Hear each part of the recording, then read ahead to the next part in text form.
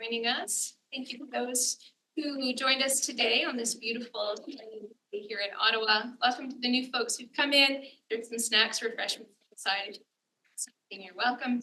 Please come sit closer to the front of the room if you can. Wonderful to see you all. And I'm a professor in the School of International Development and Global Studies here at the University. And I'm delighted to introduce our panelists today. We're going to have an amazing conversation.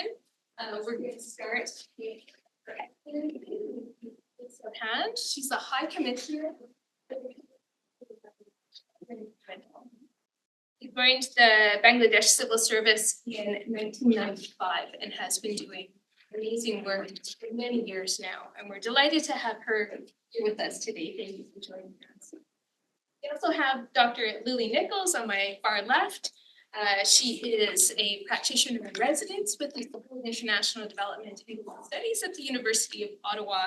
And she's also the former High Commissioner to Bangladesh. She served in several ambassadorial roles around the world. And we're lucky to have her here to share her experiences with Canada-Bangladesh partnerships. Next, we have on my far right, we have Dr. Mustahid Hussain. He's a fellow in the Department of Anthropology at the University of Toronto.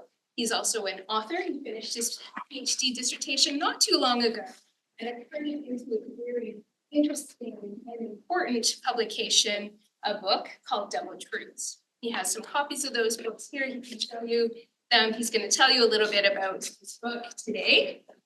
And also on our panel, we have Najifa Khan. She is a student in the School of Public and International Affairs at the University of Ottawa and a colleague to many of you in this room.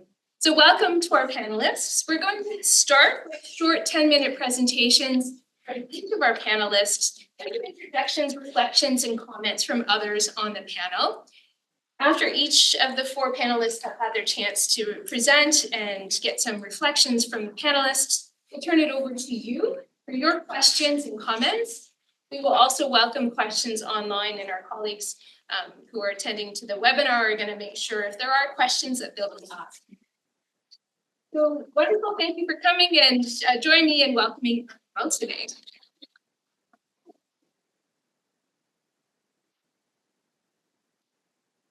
Thank you. We don't need microphones. The microphones are working. There's been no issues shared at online. Over to you. Thank you very much. Good afternoon. Let me first thank you for inviting me to be on the panel with such illustrious speakers here today. I won't go for presentation as such, but just some thoughts and just a little bit of introduction on Bangladesh. Bangladesh is one of the very rapidly growing economically rapidly growing country in the South Asia region. So we are flanked by India and Myanmar, one side, and on the southern side we have the Bay of Bengal. We are a country of 171 million people currently. That's huge. Almost half of our population is women. So there is a nice poetry in one of our national, not one of our national poet, but by our national poet, Qazi Nazrul Islam, which goes like this: "Ei prithibite jaha kichu mohan, ordhek tar goriyache nari, ordhek tar nor." So if I translate it, it is like whatever nice and beautiful and good in this world, half of it is created and done by men and half by women. And currently Bangladesh has almost 50% of our population is women. So we can always look for a very vibrant and wonderful country to become in the future as well. Another interesting point is that we have a demographic dividend currently in Bangladesh. So our median age is 28 currently. So we have a huge, large youth population. And for those who follow and are following what is happening in Bangladesh, you would understand what it means to have such huge, active, and conscious youth population that we have in Bangladesh.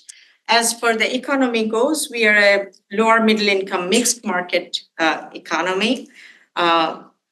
We are also one of the fastest growing economies in the world.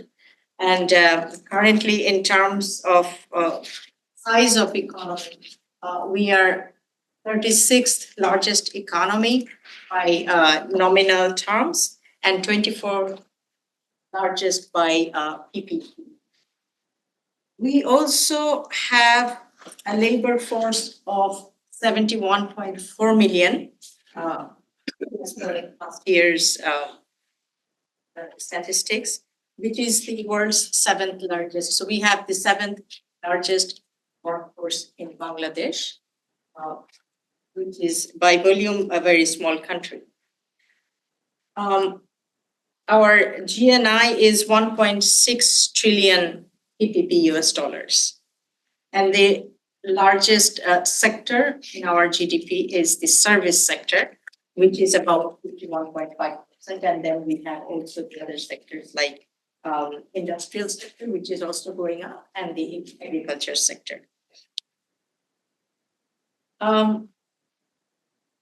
As for the development priorities of Bangladesh, currently, we have a globally, internationally renowned personality at the leading role of Bangladesh as the Prime Minister. We call the Chief Advisor, that is equivalent to Prime Minister in Canada. He's a Nobel laureate in economics, and he's, some of you may have followed, Professor Dr. Yunus. He has given the development priorities of Bangladesh in a very interesting way. So he has mentioned 3 zeros. So what these 3 zeros mean? This is zero poverty, zero unemployment, and zero net carbon emissions. And the aim is to achieve these 3 zeros for Bangladesh and beyond, for the whole earth, for the whole world, through social business and sustainable economic practice. So that's where our development priorities are. That's where we are looking at it. In this regard, I'm very proud to say also is that Bangladesh is one of the countries that has highest number of NGOs working in Bangladesh in diverse sectors, and development is one of the large sector where we have largest number of one of the largest number of NGOs working in Bangladesh. There are more than 4,000 registered NGOs, homegrown, that are working in Bangladesh, mostly in the development sector. Some of you might have heard about an organization called BRAC, which is quite old. And BRAC is one of the organizations that has not only worked in Bangladesh, in the development of Bangladesh, but it has also gone beyond. It has huge hub in Africa, in Afghanistan, and some other countries. And sometimes when there are, security situations, we have a number of BRAC workers giving their lives in foreign land. And there are security crisis situations like in Africa or in Afghanistan. And then, of course, a lot of you must have heard about the Grameen Bank, which is also strongly involved in the development sector of Bangladesh. And these two organizations are quite interestingly, both of these organizations started their work through microcredit programs. And I think something that is quite interesting about these organizations bringing in microcredit programs ideas in Bangladesh and implementing it, both of these organizations when they were implementing and still are implementing microcredit programs in Bangladesh, their target group is women. And that has led to not only the economic empowerment of women in the vulnerable or vulnerable situations or among the marginalized groups, but also it has done a tremendous social development in Bangladesh as well, like bringing huge number of women out of their homes and made them learn financial management and also replicating it in their household as well when they are the leader of their homes. So even in the individual life, their homes, they became not only the financial manager in their homes, also outside, but also taking the lead in management of the household in every sense. So that was a huge transformation for women's empowerment in Bangladesh. And then subsequently, also the governments over the years since 70s have been implementing a lot of policies, rules and regulations that worked for not just for women's empowerment, but also on women's rights. We have huge number of legal platforms and laws and rules in Bangladesh that are also looking into the violence against women. And in that sector, we have worked a lot with Canada as well in terms of projects and works, actions, not only in Bangladesh, but outside Bangladesh as well, like in the United Nations. I fondly remember my Canadian colleagues with whom I worked in Geneva while we were working on the UN resolutions on violence against women. And we also had previous colleagues long time back in New York in 2000 when Bangladesh was chairing the Security Council, and we worked very closely to bring in the resolution on gender-based violence in the Security Council. So on that, this can go a long way. And I'm very glad to be here today. And I'm also very glad to see Lily, who has worked on this. And like a mentor, she also gave me a lot of input on the works that Canada has been doing and how we can move forward. I think I will stop here now so that I don't bore you more, but I will be coming back with more. Thank you very much.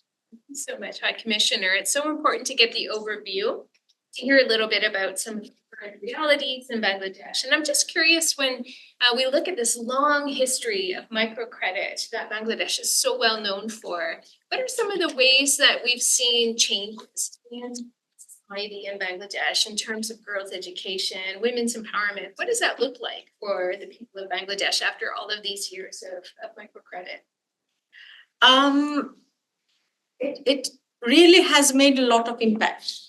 As I was saying, it's not only like giving the financial empowerment, but it has also channeled women for like coming out, not just for financial space, but social space, meaning the social status coming up, and also giving them the confidence to speak, giving them the confidence to find their voice.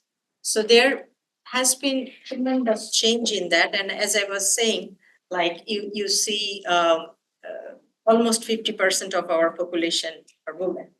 So since we had this platform of microcredit going on since quite some time, we have been able to now see a huge number of women already resilient and taking charge of things. And you will be happy to know, like last almost 20 years, we had female prime minister, leader of the opposition ladies, and also the president of the parliament, we call speaker parliament, as a lady. But it's not only in the political, but also in the other sectors, like in the government service. A lot of NGOs are fully run by women. And nowadays we have huge number of entrepreneurs. That is, I think, a very important point for us, that we have huge number of small entrepreneurs, but also women as CEO. But having said that, it's not that we shouldn't be complacent about everything what we have done and what has been happening. There are still ways to bring forward more women in the, at the CXO levels more. And I'm sure that Bangladesh will achieve that as well. Great. So you've touched on two really key points of this seminar for today: gender equality, political transition. Also in that title is the role of youth. So I'm going to turn it over now to Najeefa, who's going to tell us a little bit about some of the current events around youth protests and youth activism in Bangladesh and globally. Of course. So to provide a bit of background, in the summer of 2024, Bangladesh witnessed a historic student and youth-led movement that really shook the country to its core. And the protests began after a court ruling reintroduced a controversial quota system for government jobs. And many young people at the time saw this as an unfair barrier to employment in an already competitive job market.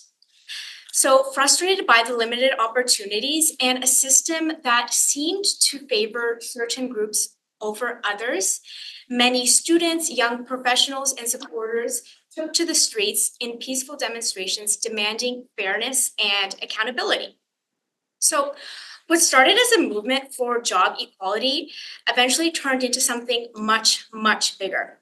The response from authorities was swift and harsh, as protesters did face tear gas, arrest, internet shutdowns, and even violence. So universities were closed as well, and attempts were made to, silence some that were speaking out. But instead of backing down, the youth only got stronger. They became more determined, and they organized protests all across the country and adapted to the restrictions that may have been placed on them and found new ways to make sure that their voices were heard. So firstly, I think it's important to note that these protests were more than just a reaction to the reinstatement of a quota system. This was really a defining moment for an entire generation and the country itself. And these young people, the youth, these professionals, they just did not want a simple policy change. They were demanding a future where their voices matter, where justice is real, and where they will not be dismissed. So I think one of the greatest lessons we can extract from these protests is that youth really are not waiting for change to happen. They are the ones that will be making it happen. So despite facing these brutal crackdowns, arrest, and the loss of many lives, they continue to stand their ground, and their courage in the face of oppression really just demonstrates again how during these critical times, those that are bold enough to stand against the status quo are able to make change. And their fight was not just for themselves, it was for the future generations to live in a country where their opportunities are equal and where they can thrive and live in peace. I think one more takeaway that I found from these protests is the role of social media as a tool for resistance. I think many youth, we use social media in our everyday lives, whether it's for content creation, content consumption, just communication in general. But it's really interesting to see how specifically social media is used as a form of communication during social movements, political movements, and such. And when the government shut down the internet at the time, in an attempt to silence the voices that were trying to speak out and share what was going on, the movement did not die. Instead, it actually expanded and it got louder. And this is where the international community and the diaspora played a huge role in amplifying the voices that were coming from Bangladesh when they couldn't share their stories themselves. And we can see this like on platforms like X, Facebook, Instagram, Twitter. It wasn't just a platform for raising awareness, but it also became a sort of battleground for countering misinformation and sharing the truth of what was going on and rallying global support. As we saw around the world in multiple cities, there were peaceful demonstrations from people from all walks of life coming together to show their support for these students, the youth, and the people that were demanding change back in Bangladesh. And not just once or twice, people were coming out all summer to really just show their support, whether it was online or in person.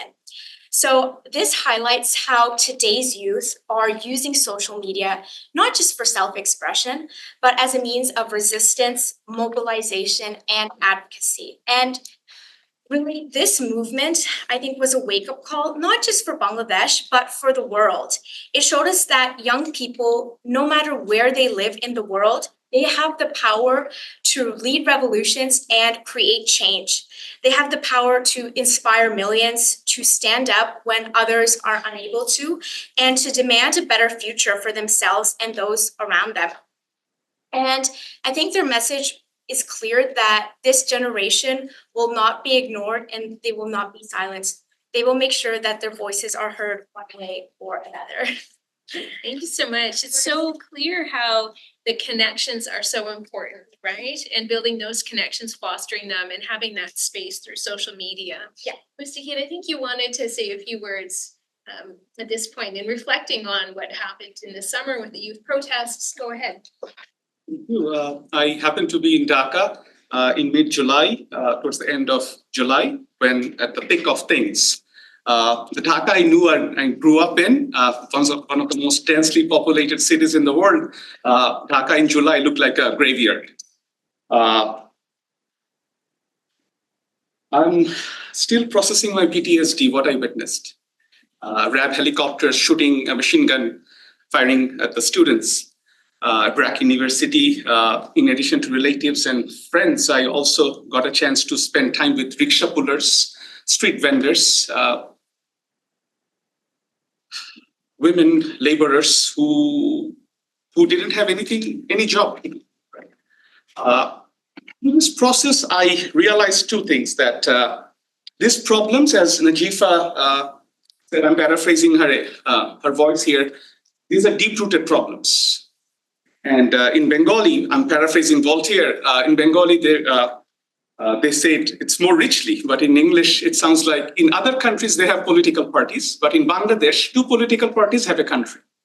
And they pretty much recycle power. It trickles down among generations in a feudal way, post-colonial reality. But the insights I gathered was that power has no gender. Greed has no religion or race. Today's left-leaning, wingless politicians tomorrow will be hardcore right-wing practitioners, right? As I have seen. Now, one of the rickshaw pullers gave me an insight. In Bengali, it says as if like Nauka or Dhaner Shish, Dui Shap Eki Bish. Nauka means boat, Dhaner Shish means paddy seed. They symbolize two main political parties, and he's trying to say that this boat and paddy seed are 2 snakes with same venom. That's where the youth come in. They're like, enough is enough. And we will make mistakes, but we want to topple things. We want to, it's like in an Obama-esque way, we can do it. And that's where we are. And I had the privilege to witness, and it changed me in so many ways. The evidence and the experience of change is so pronounced, and it's so interesting to observe it. And I know, Dr. Nichols, you were also in Bangladesh at the time as High Commissioner for Canada. you also stayed a little bit longer, and feel free to share some of your remarks on the experience of having stayed a bit longer. But I'm also interested in having you share with us some of the work that you were doing that led up to that quite important global event in terms of the work around Canada's foreign policy, its feminist international assistance policy, some of Canada's partnership work with Bangladesh. Do you want to just share with us some of your observations from your time there? Thank you, Rebecca, and thank you for inviting me, and thank you to my wonderful fellow panelists. And as you've heard, Bangladesh is all these things you've heard. On the one hand, it's a formidable place that has had major strides in poverty reduction, unprecedented actually. The country's rate of extreme poverty has gone from 90% to 9% in its lifetime. There's no other example of that. And this is a country that many people underestimated, called it a basket case. And today it has an income per capita higher than India, much to the surprise of its southern, much larger neighbor.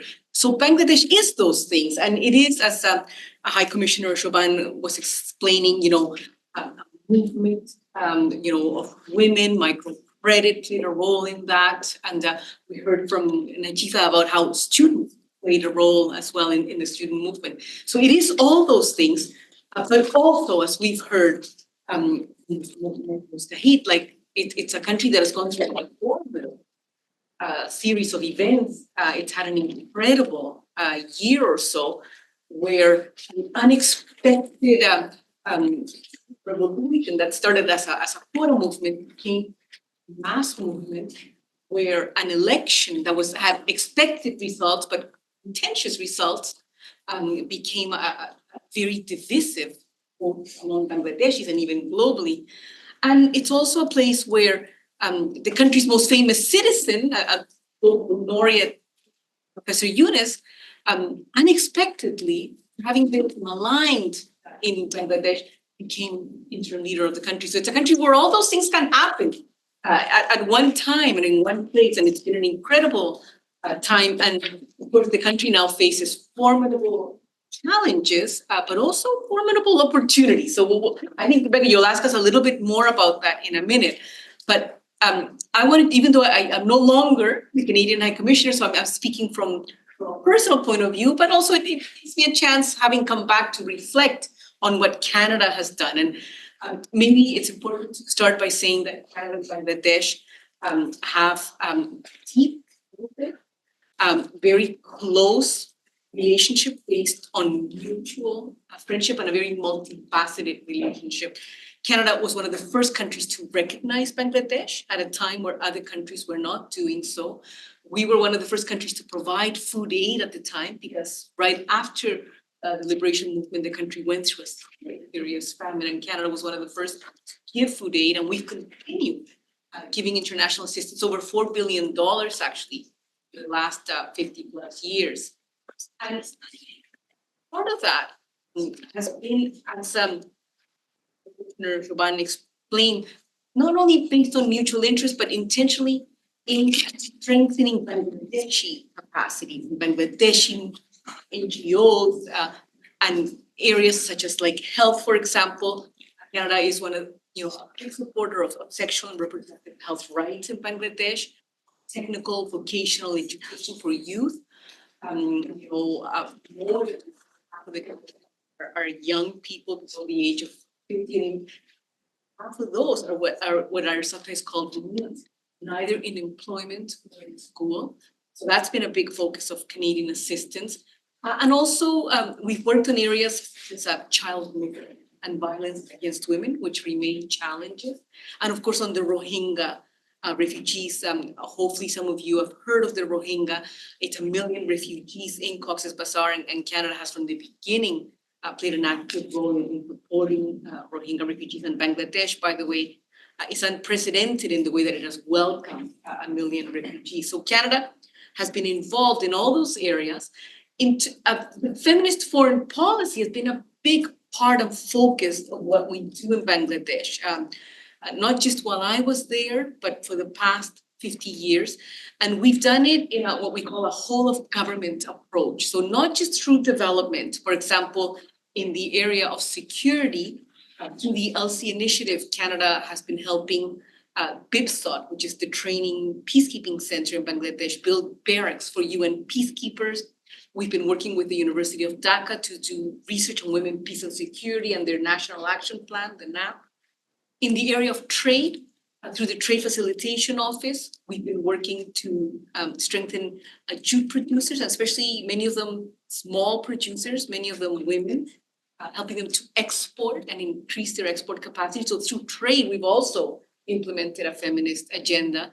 And then, of course, through development, through the various areas that I mentioned. So the Canada-Bangladesh relationship is longstanding, but it's multifaceted. It's going beyond aid.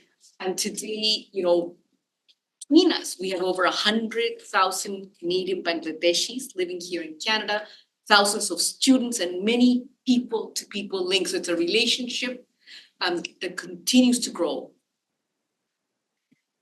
Did you want to add anything to that around the partnerships and collaborations between the two countries? Yes, I already said a little bit at the very beginning, and very recently the Minister for Development just visited Bangladesh, and he came up with a very large program on Bangladesh, and I'm hoping that that could take away a little bit of the burden and the bleak picture that we were having because of the closure of USAID in Bangladesh. And we are very happy to see Canada just jumping in and, coming forward to fill the gap in a little bit in that. And also I see that in the coming days, we will be having a little bit of addition or expansion in terms of cooperation, moving not just moving completely out of the development cooperation, but also cooperation more in terms of trade and exchange of investment and business between Canada and Bangladesh. And I see that coming up, that would be coming up in our future work. And we are also working on some of the legal documents in that regard, in terms of agreement or MOU. And also another way, Lily has already mentioned about the students, and I see that in the coming days, Canada will be another quite a bit of destination of the students moving out of USA as well, because to become substitute higher education platform. And I think that would give a lot going back for these students when they go back to Bangladesh with the expertise from Canada, but also at the same time trying to contribute in the GDP of Canada as well. And I can see that there are a lot of opportunities in terms of cooperation in trade and investment. Excellent. So these international influences tell a story of hope and opportunity, but they also come with some challenges. And I'll turn it over now to Mr. Heed, who's going to share some of his knowledge through research, particularly on the work of Thank you. It's a privilege to be here. I have joint appointment at University of Toronto and University of British Columbia, in which where I teach development studies through anthropological lens. But not so long ago, I was an economist working for the World Bank in developing countries, and I had the privilege to work in the country I was born. And my role was to monitor and evaluate poverty reduction projects. Now, with all this optimism, I have to puncture the bliss a little bit. I apologize. During my tenure, I realized that out of every millions of dollars are pouring in, again, I'm not generalizing, I'm talking about the World Bank's private sector development program that had around $50–60 million. And out of every $100, in my role as an M&E specialist, I gathered out of every $100, over $90 was coming back to the Western countries in the name of transferring technology, expat salaries, and exchanging or transferring commodities. That triggered my interest about the business model, which I critique. So I quit World Bank after being admitted in a psychiatric hospital in Mount Elizabeth Hospital because I was traumatized by this business model. So after little episodes. One of my medical recommendation was to explore history and using people's lens. So I returned to academy, got my PhD done in development studies using anthropological lens. My thesis was, why all this money going back to developing countries with focus in Bangladesh only helps the aid donors and and facilitators, maybe a few wealthy clients in the ground, at the expense of the majority people for whom the money is portrayed as, right? So when I published my dissertation, I was very happy. I asked my mom to read it, and she said, "Son, I love you, but these pages have cured my insomnia." So I thought, okay, that's done. Nobody's going to read it. I wrote a monograph and asked my best friends from high school to read it, and they started ghosting me. And I realized, okay, it's not working either. Then I came across Professor Saidiya Hartman's critical fabulation method that blends contemporary history with fictional narrative. And I had the privilege to work with three Canadian authors, published authors as their mentees. And recently I published Double Truths. This fiction maybe, where on the one side, I say development is a great idea to give the wingless person some hope. That's a great idea in theory. And there are so many successful examples at the same time. However, the other part of the truth is, development theory can create underdevelopment in the ground. And this book encompasses both findings through universal human bonding, through unique cultural dynamics, in which I try to showcase that World Bank's private sector development policies or implementations form a dual hegemony with the country's local elites. And it just benefits them, and some of it may trickle down. What the World Bank is interested is about the numbers. How much these already rich companies have been able to generate additional revenues and additional jobs they have created. They ignore the fact that whether these jobs are permanent, whether these jobs provide security or pension, nothing else, right? So this storytelling and the gaps creates this book. And here I imagine, thanks to Professor Saidiya Hartman, who first conceptualized that two African women are brought into the Americas against their will in a slave ship. What are they talking about? So she imagined that conversation. So a version of that I took to imagine conversations among top-level bureaucrats who are thinking maybe, oh, my next house in Bethesda, Washington, D.C., or securing retirement. I'm not undermining their goodwill, though, right? But when push comes to shove, reality kicks in, and it's all about deals that are made on the golf courses in Dhaka, that many people don't even know golf courses are in Dhaka, right? So I plan to read a few passages. I don't want to bore anybody, but here through the various characters, for example, what country manager expat country manager placed in Dhaka, when they come to Washington, what they think. Again, I imagine this.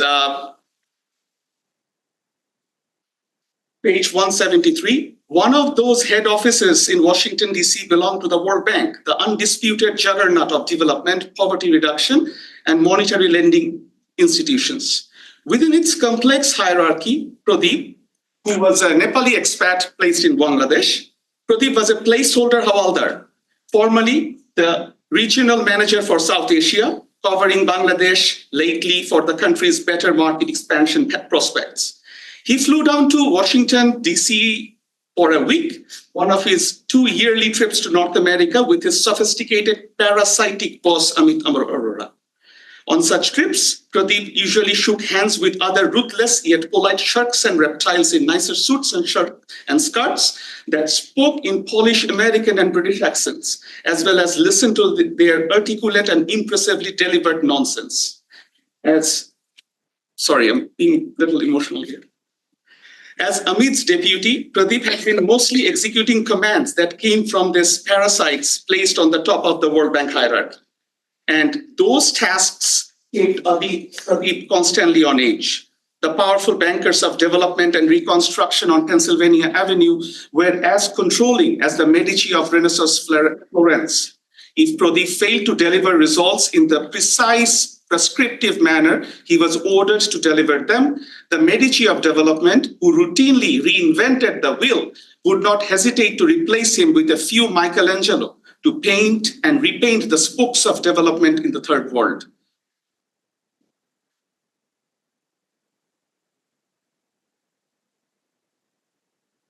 Here I'm imagining the conversation between the country manager and the young recruit. Here the country manager says to the recruit, I told you earlier that international development is about moving the money, and the money continues to flow only when we constantly present failure cases so that new projects can pop up with another name, the same main actors, and a new logo. And if you start finding the reporting on our operational loopholes in the field, it will make the senior management in Washington pretty nervous. Another conversation between these people. You should have realized that there is a 180-degree difference between the American corporate sector in America and an American-run international development bureaucracy in a developing country. What they teach in their own universities, those exact same teachers apply the opposite in our poor countries, and they get away with it because we let them. The last quick passage I want to read is among the deputy head at USAID, formerly known as USAID, who's a Bangladeshi American woman talking to another Bangladeshi American person here. You do meet dedicated expats, aid professionals from Western countries in Bangladesh. I know a lot of expats, aid workers who help. Some open a shop or buy someone a rickshaw. Not all white people in Dhaka's aid business are carpetbaggers. Thanks for the enlightenment. You don't need to thank me, just don't change yourself. When you feel you don't fit in, be a misfit. And that's all I ask of you as my younger brother, she said. That's where the young people come in. They can be the misfit. They can make a lot of mistakes, but I think they can challenge World Bank's business model. And now, other day we were talking about some seasoned colleagues about what are the alternatives? If World Bank leaves, can the youth think of some other prospects? For example, poverty is purely human-made. A seasoned High Commissioner mentioned of the famine in early 70s in Bangladesh. Professor Amartya Sen conclusively proved that famine was purely human-made. On the international level, it was geopolitics between Russia and America, and on the ground, it was pure and utter mismanagement and corruption in the food distribution system that created famine. And I think when youth and we can create more awareness that maybe development can be really developing the non-rich people on the ground for which the money of your tax-paying contributions are, for, right? Thank you. Thank you, Mr. Heed. Now, Mustahid and I are both on the board for the Canadian Association for the Study of International Development. And so we're both very interested in questions of development. There's former board members and other members of CACIT here in this community, in this room. And when we talk about development, there are different ways that we talk about development. And I just want you to elaborate a little bit more. How do you talk about development in the context of colonialism in your book? Thank you again for this room, and this is quite a privilege to talk to everybody about it. And some of these stories never come across outside, right?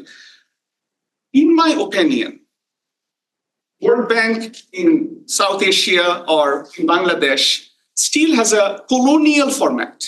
If you see the office, if you go to the office, you will see that security guards will escort you. You will see that the receptionists are, trying to speak in English accent, of course, in flawed. And there are South Asian expats who are mid-level managers reporting to either British or American manager.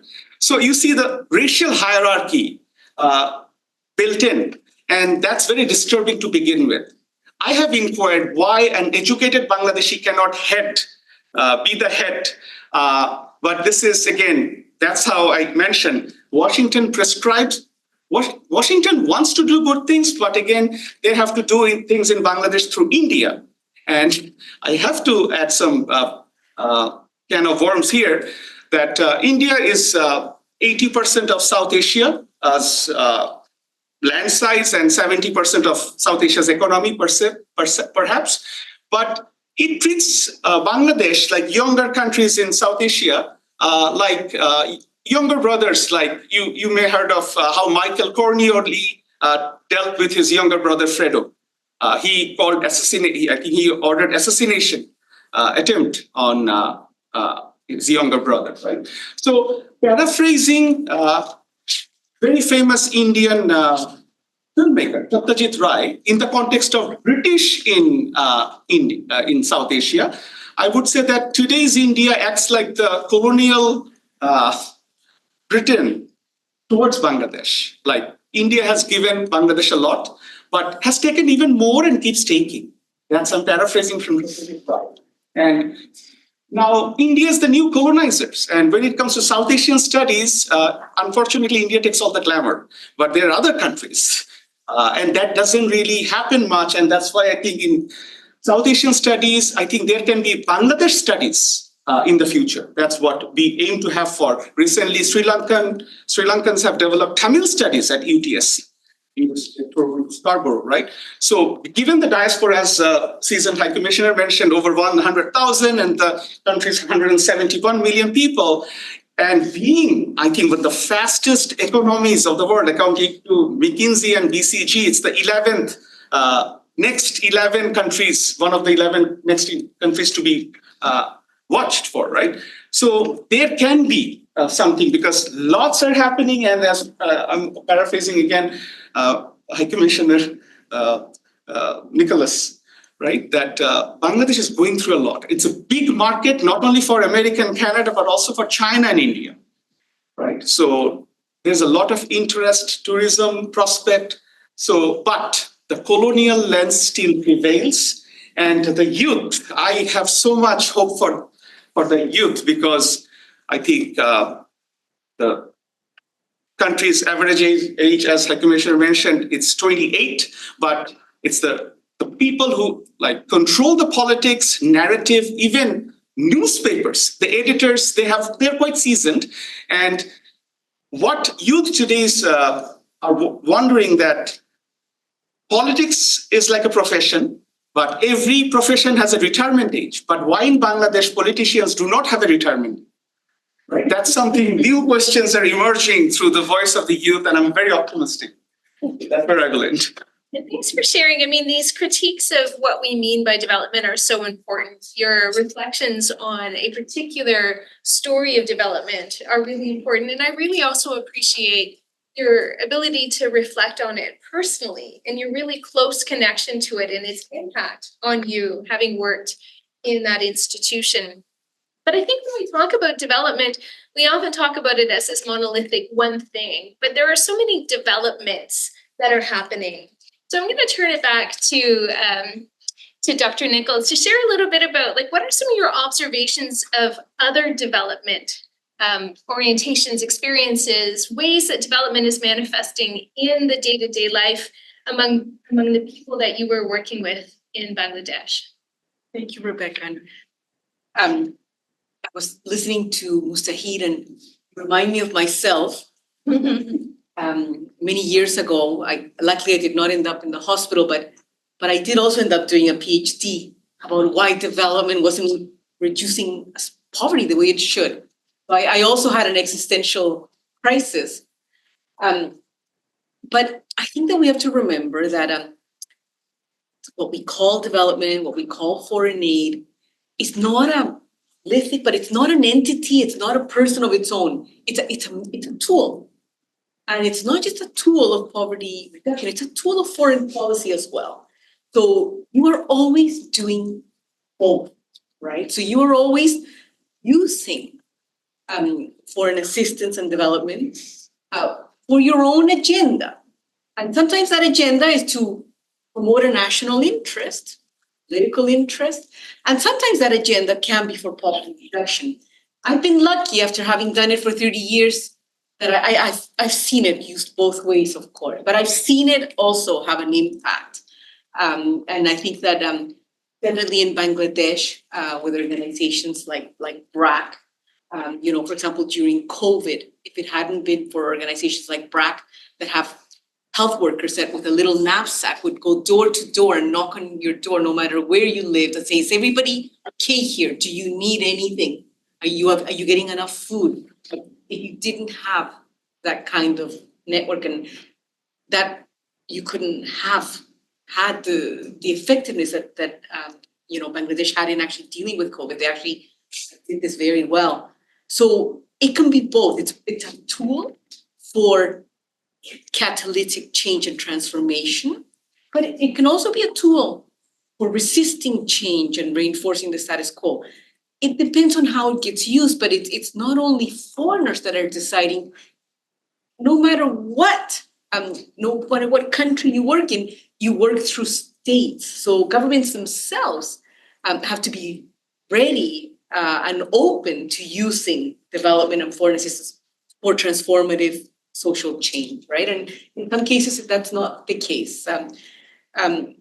So that's just something, a reflection generally about development assistance. Now, sometimes we try to do things with international development assistance that are progressive and transformative, but you cannot go too far because it's not your country, you're a guest. For example, in Bangladesh, one of the areas that we worked in was on the area of child marriage. And Bangladesh has illegalized child marriage. It's not legal in Bangladesh, but it's still prevalent, right? Quite prevalent. And it wasn't just because of COVID, and it's not just because of economics. It's because of multiple security factors, but cultural factors. And this is a case where, for example, Canada had a project, one with Plan International and one World Vision. And we tried to, create awareness about the harm of child marriage, because of course, when a young girl gets married, she leaves education, she often gets married off. And in sometimes as many as 50% of these young women can be married and with children when they're still teenagers. But that's still a reality. So we had these projects where we tried to have different types of interventions. We worked with mullahs we worked with the qasis and the knowledgeable, the whole system. We worked with creating employment opportunities for some of the young women, helping them to have their own little micro businesses. But I'll be honest, this project not had the kind of impact that you would have thought, right? And it's because these kinds of changes take time. You cannot do this with foreign assistance alone. It's a social transformation. It has to be done when the government and the countries are ready to not just make the laws, but enforce the laws. And when culturally, and this is what the feminist foreign policy has always been very clear about. Canada's feminist foreign policy can be transformative, but only so when the actors you're working with are willing to use it in that way. Thank you for that. Yeah.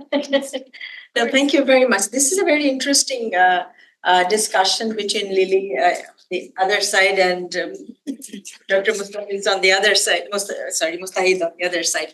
But we civil servants, we are like practitioners. You had been there, but the thing is that there is a lot. It's the situation is, I would say, like half glass full or half glass empty. So it's both. So there are failures and there are successes. And both cases, the failure cases depend not only on one factor, and the success cases do not depend only on one factor.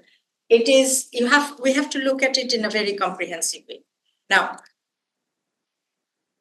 what I'm listening from both of you, it feels like when there is a failure, it's like the recipients would blame the donors and the donors would blame the recipients, saying that we gave you the money, but you couldn't fulfill it. And the recipients would be like, you gave me the money in a wrong way, not in the right way, so I couldn't use it in the right way. There is a huge gap when it comes to World Bank and UN.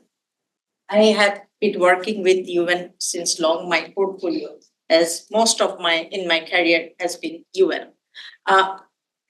I always find that there is a huge gap between the theory and the reality.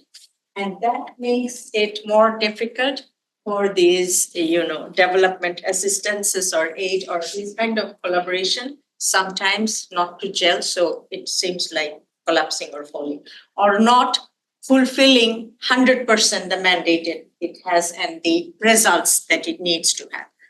Majority of the time, the theory is not done by those who are on the field, particularly when it comes to going through UN channels. The donor countries go through the UN channels. They do not always go directly. World Bank is one of those, and the other UNDP is one of those. And a lot of times, the donor countries or the development partners, nice terms, go directly as well. The theory is most of the time done by academians or those who are sitting in the Washington or in Geneva or in New York. And sometimes it lacks the understanding of what the reality is and what the actual need is. I myself, a lot of times, fought with UN and some other development partners and talking about like, I need money or I need assistance, be it technical or be it financial, in a sector, but the development partners or the UN's mandate is only to work on B sector, is their priority. Then it becomes difficult to dovetail. So we have we have UN and World Bank working there, but it's not the fully the reality and the success in real terms coming out. That doesn't mean that there has not been change. There has not been. Lily was mentioning there was a tremendous transformation from 90% to 9%, a huge reduction. And I, as a diplomat of Bangladesh, I cannot deny ever saying that that has happened because of our development partners. We couldn't have done majority of it without our partners. And I think that's where the beauty comes in. But also, of course, I feel as a citizen of Bangladesh coming from a developing country, I also feel it is also very important to look at how it works and trying to dissociate it as much as possible from our development partners, dissociated from the political agenda with the development. I think that's where it made more impact, you see. And I tell you what, I think, it is my personal view, I don't have the data, don't ask me for data or proof, but you see Plan International, Canada going through Plan International has worked very well in Bangladesh. The Plan International's regional program director is a Bangladeshi origin Canadian who understands the culture and the necessity of Bangladesh well. But at the same time, he understands what Canada needs to say. Maybe if I can just come in, I think that development doesn't always work. Many of you are going to be doing it in your careers. It's not easy. It's complex. It won't always work. Sometimes you may go backwards or sideways. Sometimes it doesn't turn out the way you thought it was gonna be. But generally, when you do it, I agree with you, Nahida, when you do it with local partners and you include local community members, it's more likely to have an impact, and you may not see it in your lifetime. It may happen a lot. It's a long-term journey. Process, yeah, it's a process, yeah. Yeah, I think these are really important variables to consider. I'm just also reflecting on the two PhDs in the room on the panel who spoke of their existential crisis that brought them to a PhD. So those of you who are doing PhDs might be wondering, what's my existential crisis? You don't need one to have your If you don't have a PhD, might be wondering, this is going to be my existential crisis that'll lead me to a PhD. I want to just turn now to the panel. The last question, which is building on something you mentioned briefly, Commissioner, about the demise of USAID and the gap that that has created. The institution formerly known as USAID, as Mustahid mentioned, let's reflect a little bit on what is the future of development, collaboration, partnerships for Bangladesh. What are some of the opportunities? Where do you see innovation and change that can create the sort of environment that will lead to the wholly owned kinds of development that we wish to see in the country? Is it okay if we start with you? Yes, thank you very much. And this is something we really need to discuss. There is one thing, I'm here since August. I joined this year in Canada in 19 August. Within these months, what I realize is that I have realized that probably Bangladesh doesn't know Canada well. Canada doesn't know Bangladesh well. I tell you that personally, you may know Bangladesh well, which you do, but as institution or as general, common people, the way the provinces work in Canada and the way the provinces work independently outside, this is something we don't know. Because in Bangladesh, everything is very central. So what happens is when we look at the country, we look at the capital, right? And I think there is a lot that needs to be done, first of all, to move forward and do better. It's not that we haven't done good. We have done good in terms of partnership with Canada. There is a gap a little bit which we can fill in. We need some people contact more. From Bangladesh side, we need to look into opportunities in the provinces as well. And for Canada, the provinces, look, because Canada is a huge country. It's as good as a continent itself. So each province has its different kind of society, culture, understanding, and economy and trade. So that needs to tap in and see where they can connect with Bangladesh separately, but also for Bangladesh to know that. And for that reason, I think what would work more is to have good people-to-people contact in terms of tourism, in terms of small investments, and in terms of small business and trade. I think that would gel in and bring us in both ways in a more expanded and diversified way for the future. Yeah, very interesting. I'll turn it over to you, Najifa, if you want to share a little bit on what you see as the future for Bangladesh. Yes. So echoing my co-panelist, I think Bangladesh is really kind of at a crossroads right now with both prevalent and significant challenges that still exist, but immense opportunities for growth. And one major concern that I think about a lot is the concept of brain drain. Bangladesh, like we mentioned, has many talented individuals. It's a country known for their entrepreneurs. The art scene is amazing in Bangladesh, lots of poets, the media scene is amazing. So there are lots of talented young people in this country, but for a lot of them, a lot of them may find they will have better opportunities outside of the country. So many of them are choosing to, work abroad or live abroad instead of, continuing their life in Bangladesh. And this could be due to a variety of reasons. It could be economic growth, economic opportunities, employment opportunities, safety reasons, but for whatever reason, they choose to continue their life outside of Bangladesh. And although this is a testament, the talent to Bangladesh's potential, it is also a loss for the country of what could have been.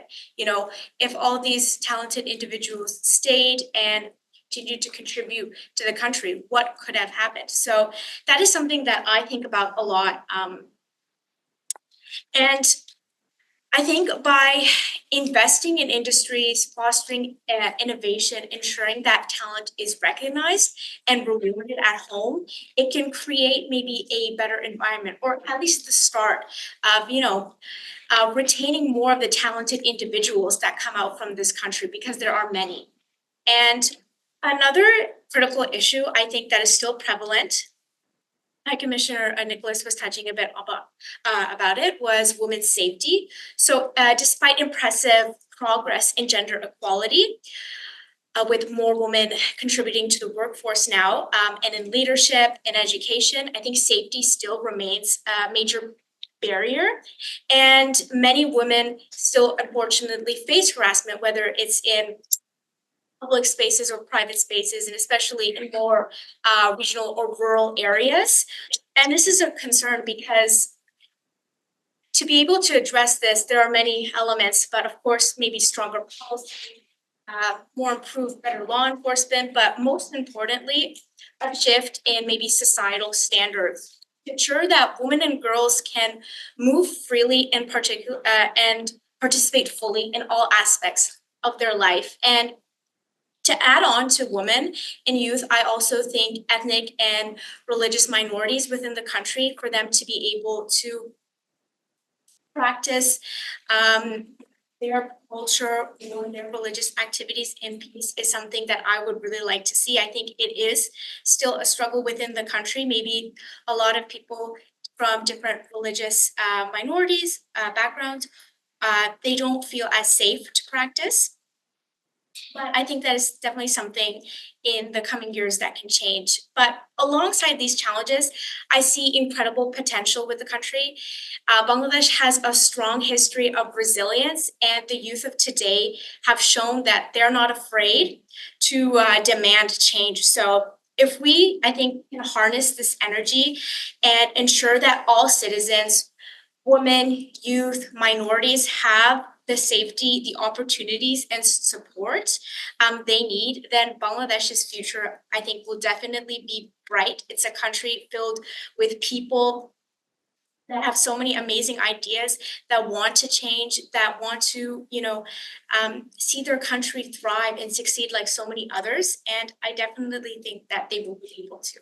Hard work. So inspiring. I should have asked you last. That was fabulous. Thank you. Now the bar is high. Over to you, Lily. I cannot articulate it as well as Najifa has, but I'm not speaking as a former. I'm not High Commissioner. I'm speaking as a professional in residence at the Ottawa University. But there's 5 areas. I mean, you said it. I think Bangladesh is at a crossroads. It's an inflection point, an extremely important part of its history. But I wouldn't underestimate Bangladesh. They're extremely resilient. They've been in tough spots before, and they've always come ahead. So I, too, am very optimistic. But I mean, I'm going to mention 5 areas that the interim government really has to keep in mind. And they're in a tough spot because they have a mandate. The students have asked them to be there. There was a mass movement that supported the UNIS government. But there is a clock ticking. That goodwill won't last forever. So they do need to move effectively and swiftly. One is with a democratic transition. various kinds of institutional reforms that are necessary to be able to have legitimate, democratic, and participatory election. And those conditions have not been necessarily in place. This includes reforms in the electoral system, making sure that all political parties participate, that the youth who's just created their political party are given a fair playing field. It includes also reforming the judiciary, for example. It's a broad range of reforms. Now, this, of course, will have to be done after an election with a government that has the voters' mandate. But some of those reforms, especially to make a fair election possible, will be needed before, and that's a huge challenge. The second challenge on the governance side is more of a long-term reconciliation process. Over the years, the various regimes that he spoke about this have violated human rights. Deaths have taken place on the streets, and it'll be important to have independent human rights commission that investigates not just what happened in the past, in the past few months when the student movement took place, but over decades past. So you need a national reconciliation process over the longer term as well. The third one is the country needs to think through about its economic reactivation. We mentioned about how successful Bangladesh has been in reducing poverty and in growing, but it's been based on a strong dependence on the ready-made garment industry, on what is called the RMG sector. And within that sector, there are issues. Canada's been very involved, for example, with ILO, and with Canadian unions and Canadian brands in making sure that rights and to union formation, for example, are possible within the sector. But most fundamentally, Bangladesh has to move its economy beyond the RMG sector. It has to diversify its economy. It has to address some of the economic corruption that has taken place. The banks have been misused. There's been embezzlement of funding in the country. Massive amounts. So the amount of economic reactivation, reinventing the economy, as you said, if youth are going to have an opportunity, making sure that there's jobs for this talent, going into other areas. Canada, through its trade program, has been looking at areas like ICTs, pharmaceuticals, value-added agriculture. So there's green technologies. There's huge potential there, but Bangladesh needs to invest, as does Canada, by the way, in rethinking its economy and giving it that value added that it needs, and investing in research and innovation. On the security side, not to be underestimated, you spoke about it. A lot of people are feeling insecure. Young women are feeling insecure. There have been cases of hate crimes. It's important to show that there's no impunity in the country.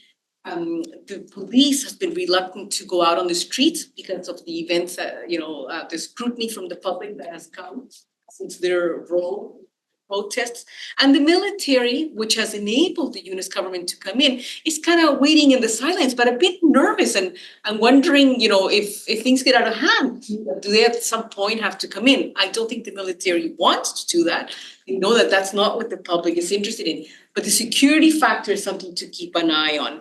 And then finally, but very, very importantly, something we have not spoken about too much, is the global dimension, right? So Bangladesh has always had a foreign policy of friendship to all, malice to none.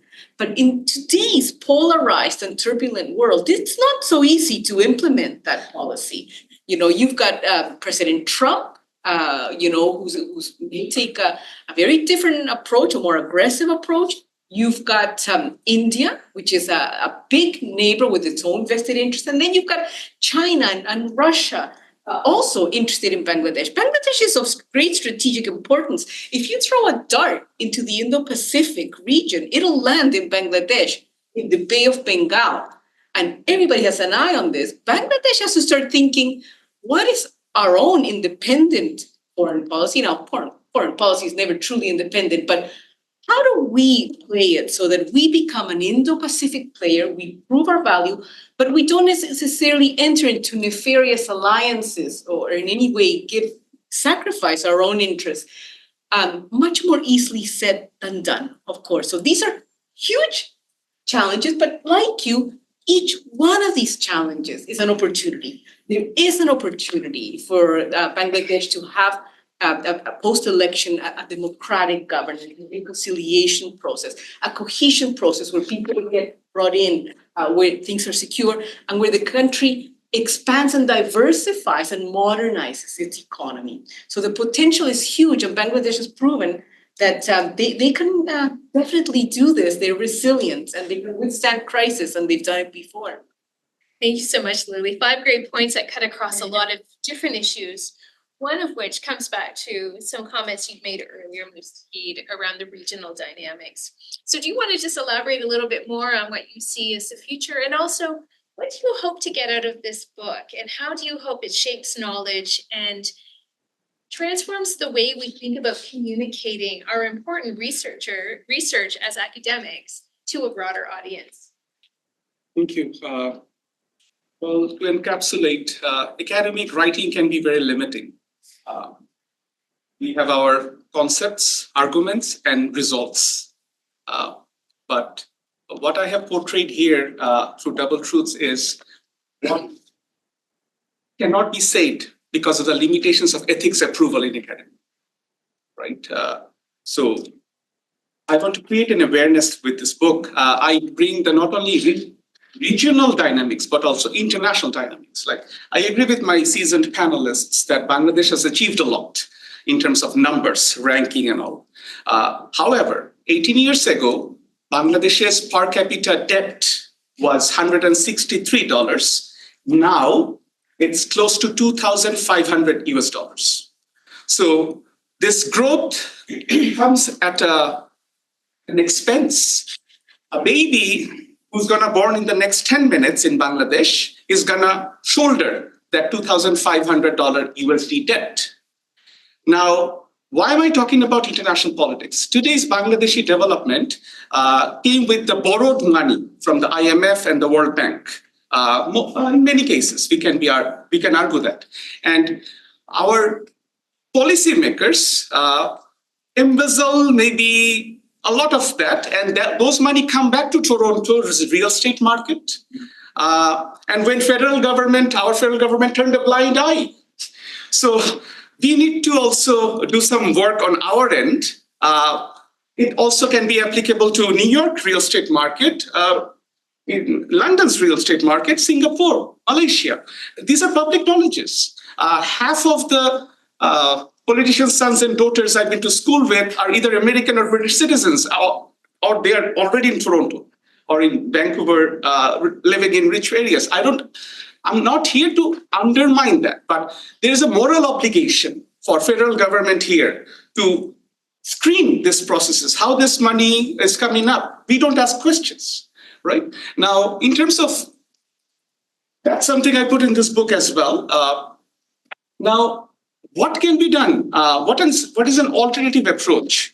I have had the privilege to work with migrant workers, males and female Bangladeshi migrant workers in United Arab Emirates, as well as in Greece.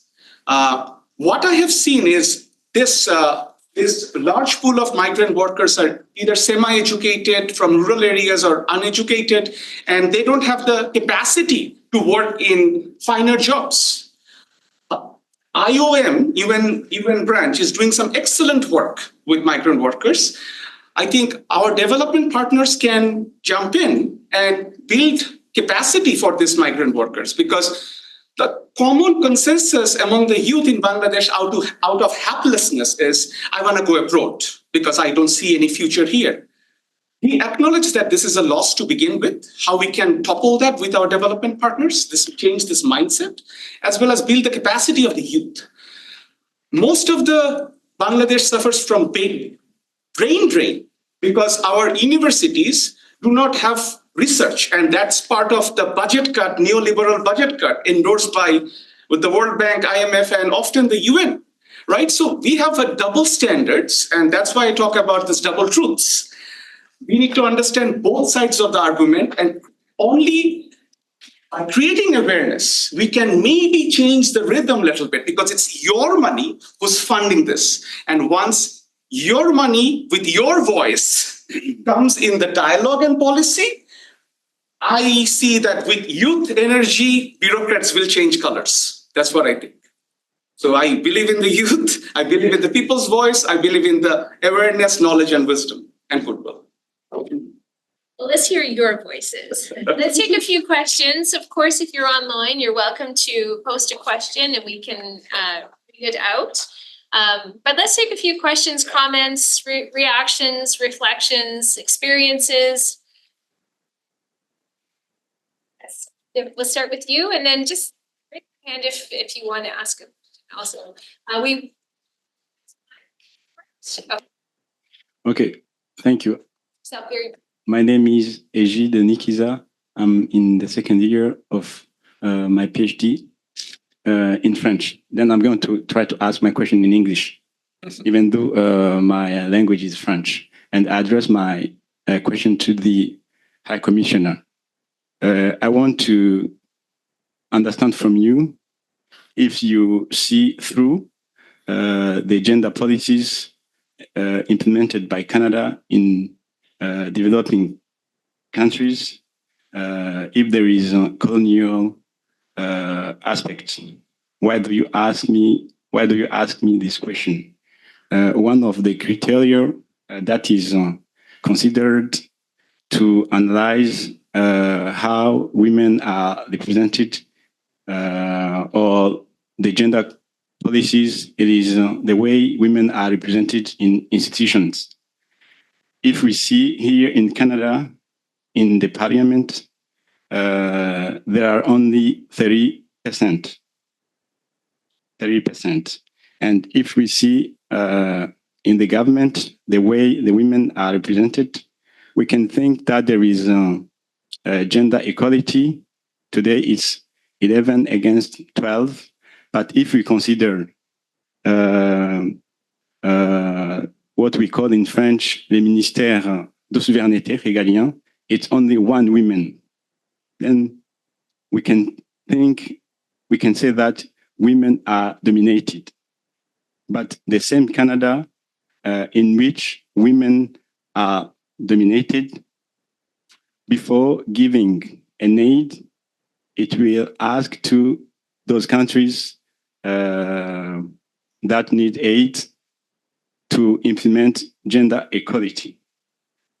Don't you see through these policies the colonial aspect? Thank you. I tried with my English. Thank you. great job. Thank you. We'll take a few other questions. So the first question about Western imposition, gender equality, and the hypocrisy of that. I think Tim Reese was going to.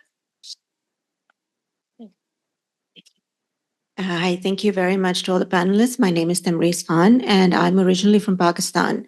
So my question, I have two questions. One is looking at this from a very regional perspective. So Sri Lanka, we saw just a few months before the Bangladeshi protests, they had their own youth come out on the streets against their government. India has seen a lot of youth come out protesting. We'll probably never see that in Pakistan. Unfortunately, our youth are just not geared towards, we have a completely different situation. I wish I could see Pakistani youth on the streets asking for their rights and justice, but unfortunately, so far we haven't gotten to that stage yet. But I just want to ask from a very regional perspective in South Asia, how do you see our relationships between our different countries in the region that are so politicized coming together, if at all, to raise our voice? I mean, I work a lot on regionalism, and we had SARC, the South Asian Association of Regional Cooperation, that went nowhere. That was a platform we could have used to come together as a region, but it didn't work. But how do you see using what's happened in Bangladesh as a platform for the youth of South Asia to come together somehow so that we can ignite this sort of, a revolution throughout the region and come to a regional solution to our issues? And my second question is more of an observation that had to do with the disconnect between what's on the ground and what policy or aid sees internationally. So just an anecdote, I've worked in aid in Pakistan for 30 years myself. And we actually had a meeting on gender equality with the Canadians. And the second Secretary of Development in those days was asking us, so what are the issues we need to address in Pakistan in addition to usual? And those days, honor killings in Pakistan was a huge issue. It's a huge cultural, tribal issue of violence against women. So we're like, we need to do something about this. We need to talk about this. And the answer we got from the second secretary was, well, HQ has told us that we have to stay far away from this issue. We can't touch it because it's cultural, it's political. Now, the question is, on one side, you ask us, what is it you need from us? And when we tell you, you answer and say, well, we can't come near this because it's too political. And that's what creates this disconnect. And, that violence has risen, at least in Pakistan, manifold because the government doesn't want to touch it. Same with the blasphemy laws, which affects the minorities. So just a question in terms of this, the whole foreign policy, foreign aid connection and agenda, how it is actually also distancing itself from the real violence that takes place in many of our countries. And, if our governments aren't willing to touch it, does that mean everybody else isn't either just because it's not our country? So just your thoughts on that. Thank you very much. Lean, the other side. Also one question. Q&A. Okay, we'll do that next. Hi, my name is Lean. I'm an undergraduate in international development and globalization, and ethnically I am Syrian. So I have an understanding about how development works in past colonial countries and how it's not that effective. My main perspective is that development is kind of a facade in a way. I think it is an idea that's made to fail and made to benefit a certain hegemony. And I guess I perceive that the only way development would work is one, if we completely change its framework, or two, if we remove it and rebuild on something else. So my question is, how do you work within a system that's corrupt? How do you work within a system that's not meant to benefit Bangladesh or other developing countries? It's not a system made for us. Why should we work within it? That's my concern. Sounds like a PhD. So yes, the last question from online. Do you want me to read it? Sure. Yeah. My question is to Najifa. You spoke briefly about how many well-educated Bengali students are moving abroad due to a lack of opportunity. How do we enable Bangladesh to increase its career and educational offering, particularly to women? That's from Bean. Thank you. That's great. I think that there's lots for each of the panelists to reflect on. I would like to start over on the far left here with Dr. Lily Nichols. If you want to start that conversation, and we'll just move down the table. Thank you, and thank you for the excellent and very provocative questions. Just to clarify, I'm not responding as Canada's former High Commissioner, but as a practitioner in-house here at Ottawa University. First of all, I should be saying that one of the reasons that I became ambassador and a High Commissioner overseas was because I was a passionate believer in the feminist foreign policy, and I wanted to try to see how we could try so in Latin America and Panama as a Canadian diplomat.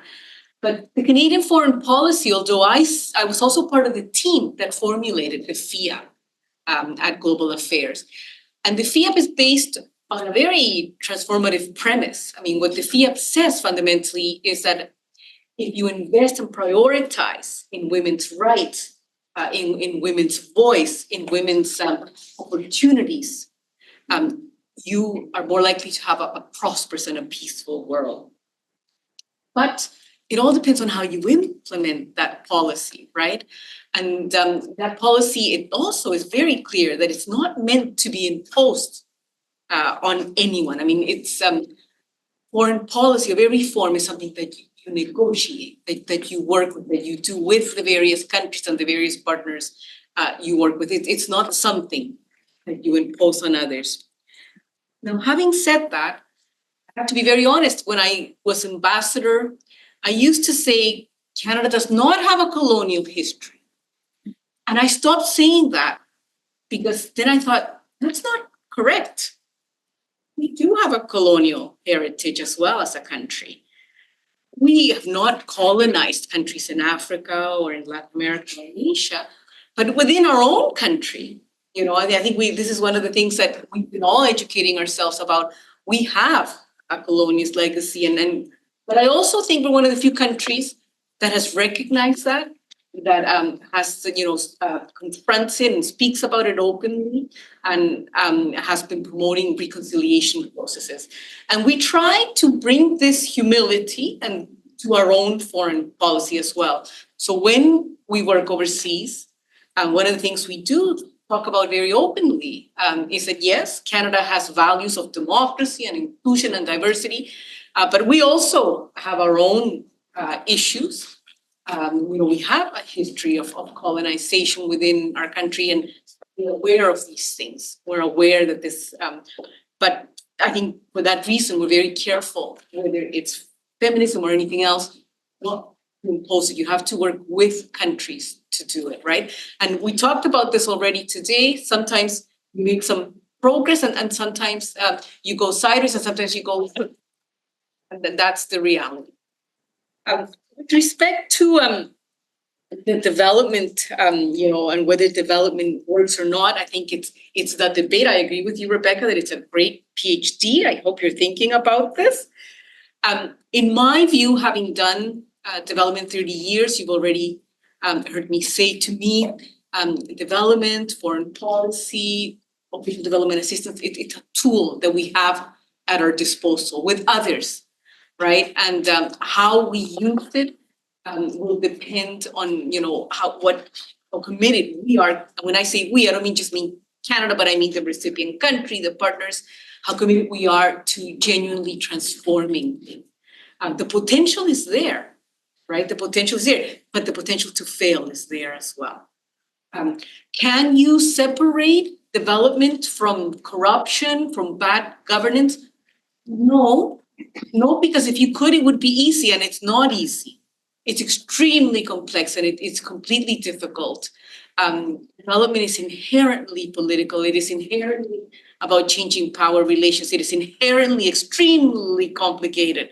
And if you're going to be entering a career in this field, there's going to be disappointments. Sometimes you may end up crying, but there's also going to be little successes, and they might add up sometimes. If my experience, when I've seen social change in my career, and in 30 years, I can only count them in one hand, but it's always been a coalition approach, where the various actors come together, not just foreign aid, but local movement and progressive governments come together and together change a policy or make a difference. And it does happen. If it didn't happen, we never would have seen the fall of apartheid in South Africa, which was a collective effort. Of course, led nationally, of course, but countries like Canada played a role in that. So that maybe I can just leave it there. Yes, so I guess in response to the question I was asked about, if I'm not mistaken, how can we get more women into the Bangladeshi workforce and just continue encouraging them? I think when we look at this topic, I think it's important that we also have to look at the issues that can be a barrier for a lot of women that stops them from entering maybe the workplace, whether it's number one, societal or cultural reasons. Many women may feel pressure from their families to, instead of continue their education, instead settle down, get married, have a family. And this is still prevalent within the country in different areas.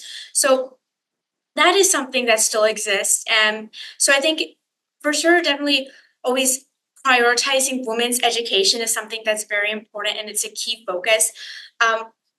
Throughout with women and their education, they can find different avenues of what they want to do, explore different markets they want to enter within. And so, yes, there is maybe somewhat of a cultural shift that is required, especially maybe in regional areas throughout the country where, maybe the only option is marriage instead of going to continuing education, going to university, trying to find a job in the market. So that is one thing. And then, of course, I think within the actual organizations themselves, giving women a chance to succeed. And we're talking about this a little bit before, but Bangladesh is a country where, we mentioned there is a huge youth population right now, but the country, especially in the civil service, speaking to it a little bit, like there are many senior members, and now the youth, they want change. So I think they're finding like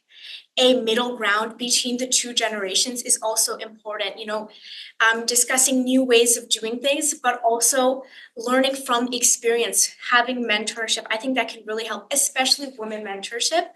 Seeing people in positions of power and having someone teaching you from experience on what you can do to help those around you and yourself can really benefit women. And I think in the future, currently we already are seeing women in amazing positions of power as High Commissioner here. But I think the country will continue to see women stepping into amazing positions and continuing to grow. I was wondering if you could add just a little more reflection too on Timurice's second comment about youth potential for the region. And as someone who's connected, not just between Bangladesh and Canada, but the way that social media is connecting around the world and what your observations are around sort of the globalization of knowledge exchange through social media, what you observed in terms of people lending their voices from all over the world to that conversation, what your observations were. I think it's very interesting. Like, I am myself a Bangladeshi diaspora here in Canada. So I remember when the student movements were happening last summer, it was a lot. Seeing a lot of it was obviously violent imagery. And although it is hard to see and you can't always consume that, it is important to know what is going on, in my motherland. And having these discussions with my mom, I would ask her like, what do you think about this? And something that my mom told me that really resonates me is she's like, although she hasn't lived there in a long time now, she's like, she knows the youth would be the ones to create change within the country. And that was something that was really interesting for me to hear. And I think it is so true. Even here, as a Canadian myself, I think they're doing amazing things, but seeing back home how they can create change was amazing. And that honestly was because of social media.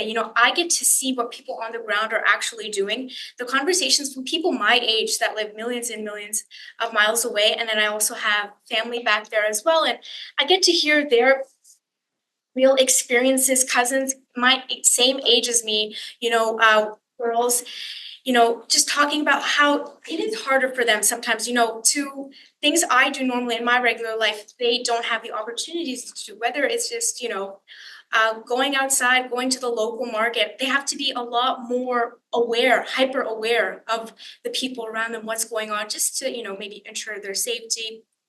And in terms of social media, I think it's been great to learn more from Bangladeshi youth that live in the country themselves as someone that hasn't had the chance to live in the country. So I get to learn a lot about my own history, my own cultural history, and not just from Bangladesh itself, but other South Asian countries like Pakistan, like Sri Lanka, like India, and seeing the different issues that arise in those countries, and then the issues between the South Asian countries themselves. We can see the issues between India and Pakistan, or maybe Pakistan and Bangladesh, because of the liberation war. And sometimes, the discourse between people on the internet is never a calm place. It can always be chaotic. And sometimes you can see moments of unity, South Asian pride. Sometimes it's division over certain things. And I think it's interesting. It's a platform where people are more globally connected than ever before. You can have a conversation with someone that lives on the complete opposite end of the earth and find out what their life is like. And I think that is something it is amazing, and really gain insight into that. And And maybe we'll inspire people all over the world. So thank you. You want to go next? Yeah, just want to add a little bit. I heard feminist approach. I just want to add some examples and answer generally few questions here. Bangladesh's youth-led movement, it was, in my opinion, as I observed on the ground, it was a women-led movement. A Bangladeshi woman who was born in Montreal named Cheyenne. It's her music brought youth protesters in a unified way. I think her name is not mentioned enough. So it was a Canadian Bangladeshi women who led this movement on the ground. These days, due to what reasons unknown to me, I don't see her in media. It's maybe other people are taking credit for what she initiated. I want to mention Cheyenne's name. I have seen in person her contribution in gathering people and leading the protests against government regime.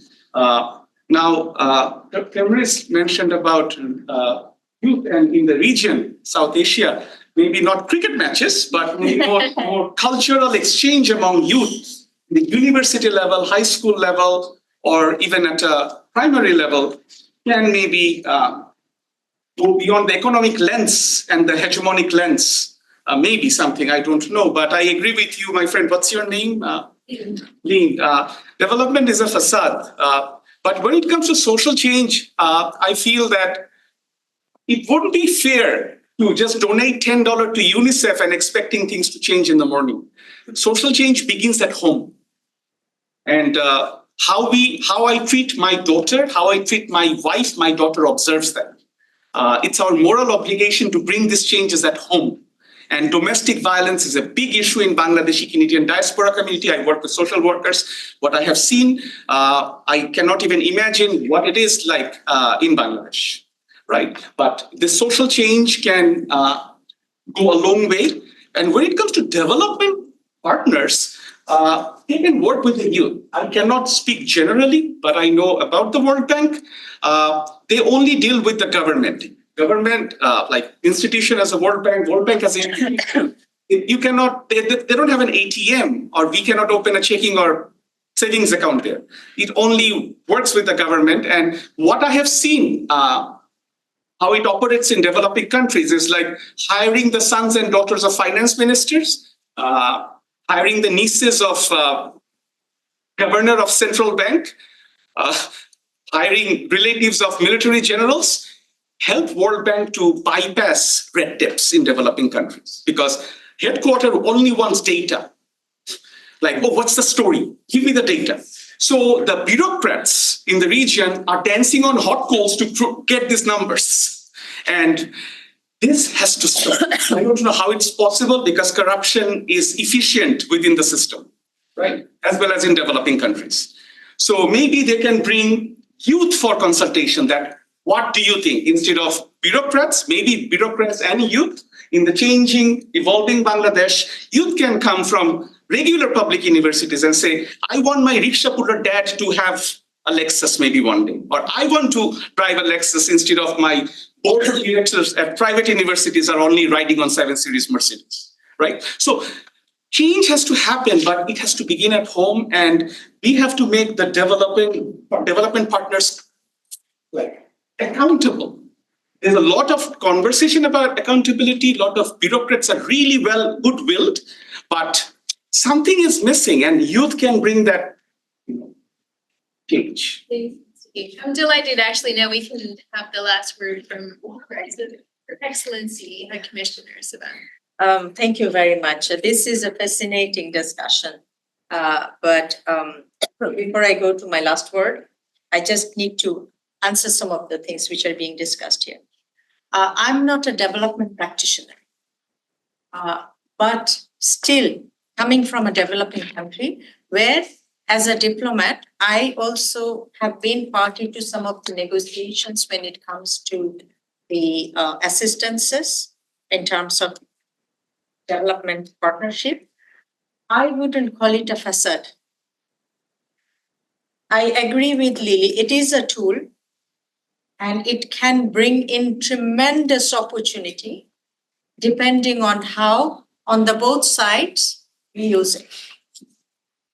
I give an example like we have something called uranium, right? Now we use that to produce electricity or to produce atomic bombs and use that bombs to kill people, which depend on us. Right? We can use that to bring in lights to thousands of people's houses. At the same time, we can use it to bomb those houses. So development is like that. It's a tool, and how we use it from both sides will bring you the result, whether it is half glass full or half glass empty. I a little bit disagree with you, Lily, on one point when it comes to, and I will come back to your point if I have understood it correctly. It does happen in many a times, which we have seen coming from a developing country, that either UN or development partners impose on policymaking. Now, sometimes it brings in good policies, sometimes it's completely beyond the reality of particularly that country. In the way, either UN or World Bank or any of the development partners can tell us, we will not give you this assistance unless you change your policy from this to that and bring in our policy into it. Sometimes it brings in good results. For example, if we talk about women's empowerment or rights, sometimes it doesn't. There also, it will depend on how we dovetail our need and their need. And here I would say a lot of times I have seen in reality, a lot of development practitioners and workers in the field try to understand the need of the country where they're working and trying to connect it with the need of the development partner or their policy. And sometimes they are able to influence their headquarters in the development partner countries and change a little bit of the mindset, and also making them understand that this imposition of policy wouldn't work here in this country. They have a huge role to play. And I wholeheartedly, sincerely, I can say that Lily, as a development practitioner, made a huge difference in connecting these dots and did a lot of good for Bangladesh. I really appreciate it. And from outside, a lot of people wouldn't understand, but because I'm also within the, platforms, I could see the difficulties you had in making your headquarter understanding what is really needed to be done, and also connecting it with the reality and, connecting the dots. This is something, if any of you have the aspiration to become a development worker or a practitioner, you have huge responsibility and you can do a lot. But I think even development partners, in terms of accountability, they are accountable. They have to report to the parliament and they also have to report to the. But when it comes to the overall interest of that country, you would say everybody is going in the flow, believing that this will serve my purpose. But there we need to really bring in terms of goodwill from the policymakers or development partners, that actually they want to do some good, not always going to pursue their very parochial interests. That will bring good to the whole world.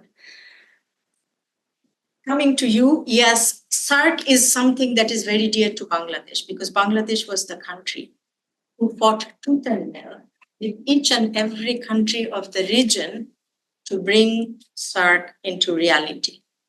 And Bangladesh, as the founder of the idea, we are still trying hard to make it work.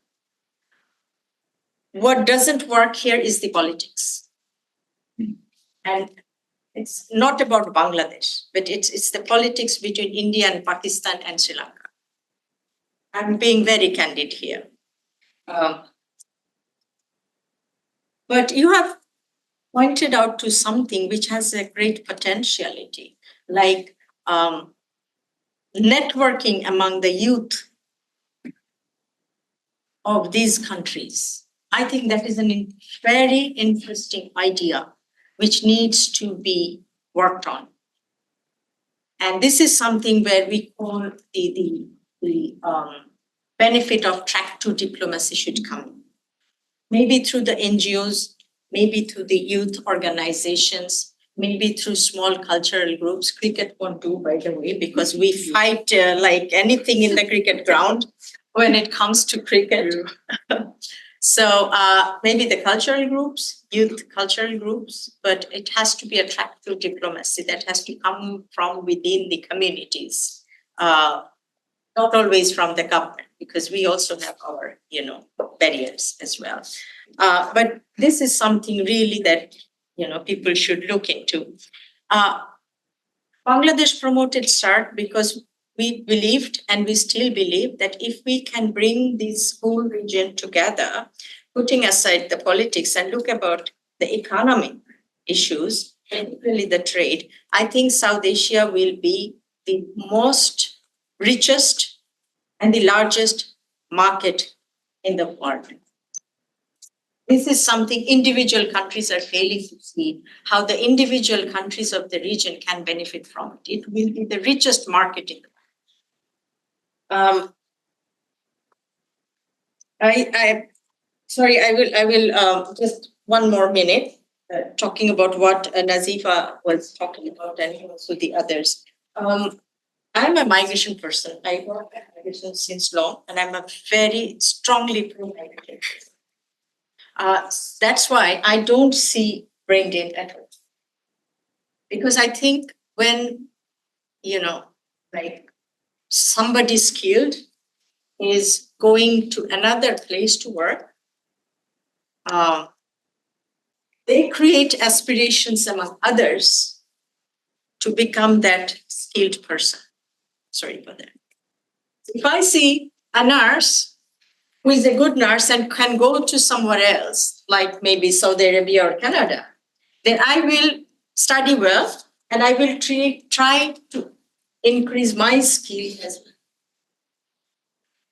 So I see it in that light. But in all these areas, when we talk about women's rights and the situation and the domestic violence, and I think that, development, I agree with you that it has to start at home. And sometimes I feel that any order of development assistance or any order of development work will not be able to make change a lot unless we can work on changing the mindset of people. It's not only men, but it's also women. Because a lot of women become barriers for other women to prosper. We need to change the mind first. And that needs a social development, it needs a social change, and it won't happen in one day. But I am hopeful that it will happen one day. And for Bangladesh, youth has, in Bangladesh, all the changes that Bangladesh sees, even before 47, to fight against British colony, and then for our independence in 1971 and 2024, it has always been the youth. It has always been the students of Bangladesh. 1952, fighting for our language. Students, 1971, majority of the students, those who were 18 and even below 18 people, went out for our in War of Independence. It has always been the youth in Bangladesh. So the youth in Bangladesh has always been showing us the day. But we need to, as Nazifa was telling, we need to dovetail between the experience and the youth that we have. My last word, we have a ray, R-A-Y, I would say it in capital R, capital A, and capital Y. We have a ray of hope for Bangladesh, and we have a ray of hope for the world. For Bangladesh, our people, our youth are resilient, which you have said a lot of times. They are active. We are very hardworking people. That constitutes our A. And we have our youth. So we have the ray of hope for Bangladesh. Thank you. Yeah.